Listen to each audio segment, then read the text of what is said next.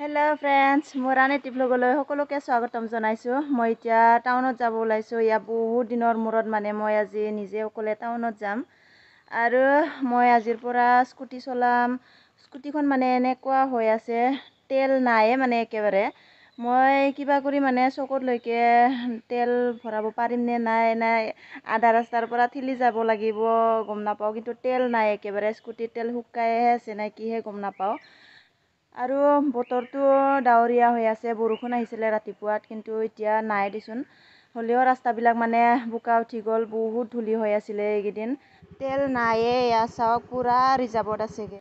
আৰু এতিয়া মই ঘৰত আহি পালোঁ। এয়া চাওক ৰাতিপুৱাৰ ভাগত বৰষুণে আহিছিলে, এতিয়া চাওক ইয়াত কিমান ৰ'দ দিছে, ইমান গৰম হৈছে নহয় বতৰটো। কিন্তু বতাহও আহি আছে অলপ অলপ, ইমানকৈ বতাহ অহাৰ কাৰণে গৰম বেছি লগা নাই।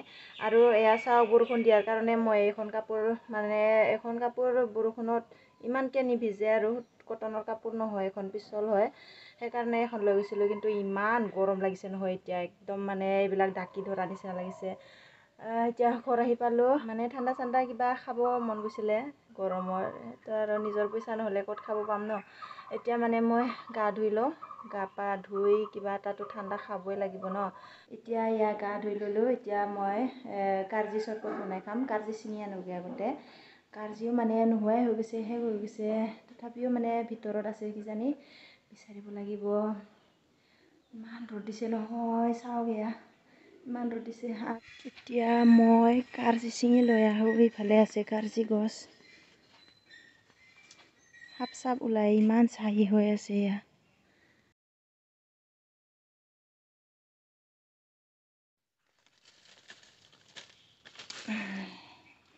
এয়া পাই গ'লোঁ এটা কিবা কৰি, আৰু আছে ভিতৰত, দীঘল দীঘল আছে ভিতৰত।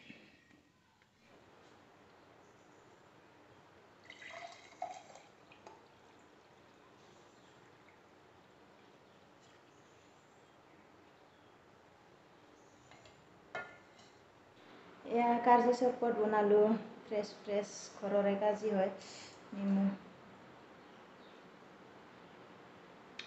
বঢ়িয়া লাগিছে।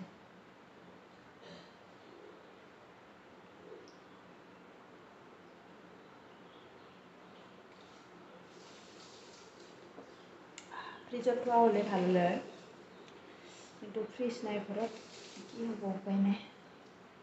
এয়া এতিয়া 4টা বাজে, মই আকৌ এবাৰ টাউনত যাব ওলালোঁ। বাবু দেউতাকে আহি আছে, 4:30 টংলাত পাবহি। তাতে মই ট্ৰেইন ষ্টেচনলৈ যাম, বাবু দেউতাকক লৈ আহিম। এতিয়া 4টা হ'লে, আধা ঘণ্টাত পাবগৈ লাগে। যাওঁ আৰু সোনকালে, দেৰি হ'ল অলপ শুই গ'লোঁ মই। তেতিয়া আহি পেলাই ইমানেই ভাগৰ লাগিল, সেইকাৰণে শুইয়ে গ'লোঁ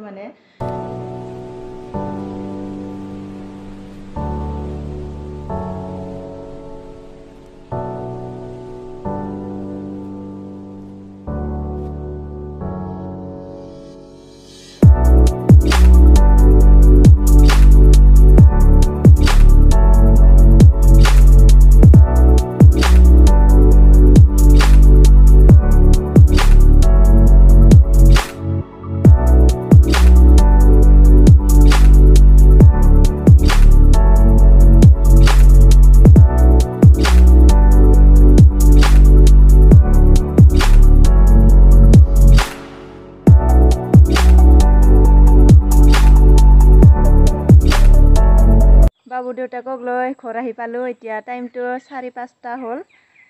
4:40 আহি পাইছে ট্ৰেইনখন। এইখিনি 1 ঘণ্টা, অলপ বজাৰো কৰি লৈ আহিলোঁ, সেইকাৰণে 1 ঘণ্টা ল'লে, আৰু নহ'লে আধা ঘণ্টাতে পায়হি। এতিয়া সন্ধিয়াও হ'ল, আৰু এয়া গালত চশমাৰ দাগ বহিল, চশমা সিঁচি ল'লে নেকি। এতিয়া আৰু বাবু দেউতাকে ভাত খাই অহা নাই চাগে, ভাত বনাব লাগিব সোনকালে। এতিয়া গা ধুই লওঁ, গা ধুই পেলাই ভাত বনাম। অলপমান মাংস লৈ আহিছোঁ, মাংস বনাম আৰু এতিয়া। এয়া ব্ৰইলাৰ মাংস হৈ গ'ল, ব্ৰইলাৰ মাংস লৈ আহিছিলোঁ, এয়া হৈ গ'ল। আৰু ইফালে এয়া মাটি দালি বনি আছে, মাটি